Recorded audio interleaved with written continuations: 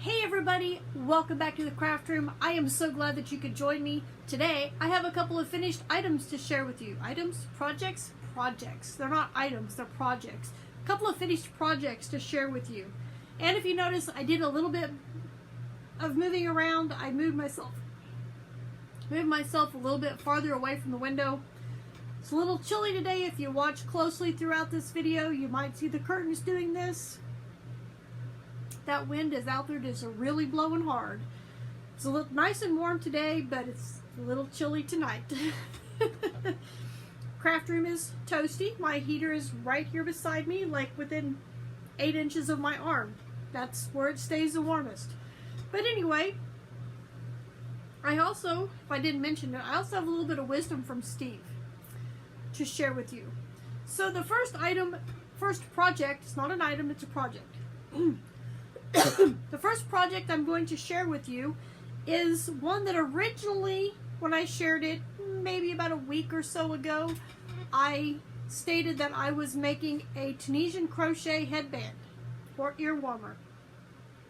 That came to a screeching halt because I got bored with it. What can I say? However, I do still have the ends on this. I have not woven them in yet, but I have this lovely rainbow colored washcloth. I like how that turned out. Really like that. And I will say these also work great for handkerchiefs. I have been known to come up here, or I have been known to come down to my craft room. My craft room's upstairs, so come up here, yes. I have been known to come to my craft room and grab one of my cotton washcloths to use as a handkerchief in the wintertime. Just throw them in the wash machine and wash them, or if you don't want to just wash them with anything else, you can hand wash them in the sink pretty easy. Lay them flat to dry, and if you don't use too much laundry soap or dish soap or whatever soap you use, it will not be crusty. It'll still be nice and soft. So keep that in mind. Make you up some cotton handkerchiefs for this winter.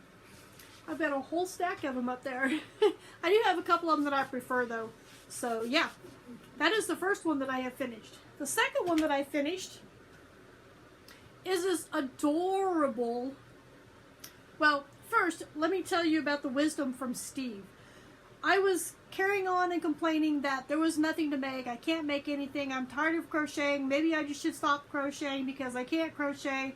I don't want to knit. I don't want to do this. And he said, well, maybe you need to make something different. Because hats are simple. I can grab yarn and hook and sit down and whip out a hat and not even think about it. Because I always do the same pattern or several patterns that I do all the time. Thus, I don't have to think about it, don't have to look at anything. And he says, maybe you're not challenging your mind enough. Bingo. I think he was onto something when he said that. So I put my current hat to sleep. It's sitting down there on the floor in a basket of scrap yarn. No, it is not scrap. That's just where I tossed it. But it's going to sit there for a while, and I decided to make something different. I made this adorable dice bag. You guys, I absolutely love this. And it did take me 2 days to finish it, but I got distracted and was interrupted, and, well, anyway, here it is. It is an adorable Squid dice bag. I love those eyes. Those eyes are just, yes, perfect. I love the eyes. The thing that, the only problem I had with this is it was supposed to have 8 legs, and for some reason mine came out with 11. I don't know. Maybe there's some toxic stuff in the ocean that my squid got into. But anyway, he is super cute and adorable. Got a little drawstring. I wish that was a little bit bigger. I did make it 5, or no, was it? For the drawstring they said to chain 45. I did chain 50, but I do think it needs to be a little bit longer because that might be too small to go over someone's hand that's bigger than mine.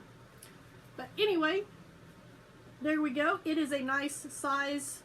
I got a fist inside here, so it covers my hand. Yeah. Perfect. And this is all done in the round. Believe it or not, these are all done at the same time. The only thing you have to sew on is the eyes, which wasn't that difficult, and I used safety eyes, and then the pattern also states to put a little bit of stuffing in there so that when the eyes get bumped, it doesn't push the back of the safety eye through, which is brilliant. So here's my cute little dice bag. I'm going to put it in our gaming store, and hopefully I can make someone else happy for Christmas. So I need to sit here in my craft room and stare at my yarn and come up with my next project that I want to make. Who knows what it will be?